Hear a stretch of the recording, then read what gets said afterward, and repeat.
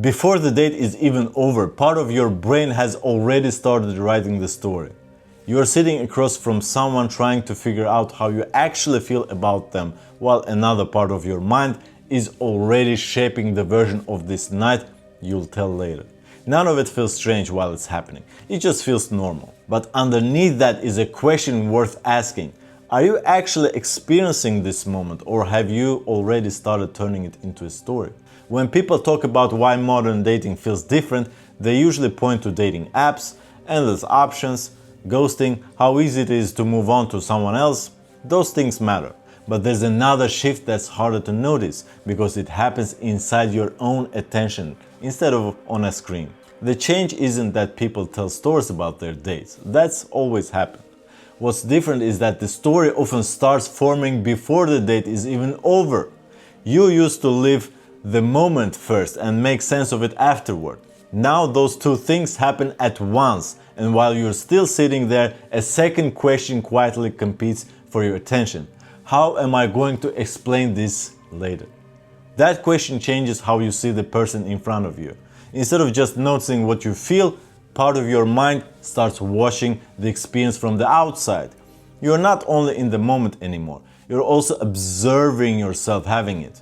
It shows up in small ways. Someone tells a story that makes you laugh, and before they've even finished, you already know it's the part you'll repeat tomorrow.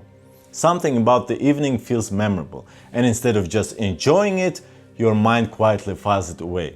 Attention has its limits. The more energy you spend editing tomorrow's version of tonight, the less attention is left for the person actually sitting across from you. The conversation can still look fine from the outside, but something shifts when someone's only partly there, and most people can't explain exactly why, even when they feel it.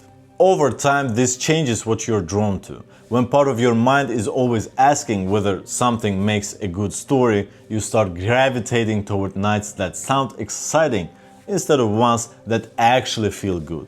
The problem is that those two things are easy to confuse, especially when the more exciting story isn't always the same thing as the better experience. This isn't about blaming social media. It doesn't mean you are shallow for doing it. It's something many people do without even noticing. It's just what happens once an audience, even an imagined one, moves into your head before the night is over. Attention that used to belong entirely to the person across from you starts splitting between living the moment and preparing to describe it. So next time you're on a date, notice the moment your mind starts moving ahead. Not when you check your phone, but when you catch yourself already drafting tomorrow's version of tonight. Ask yourself whether you're trying to understand the person or already trying to explain them to someone else. Sometimes the most meaningful thing you can give someone is simply your full attention. A couple of hours where they don't have to compete with anyone who isn't actually there.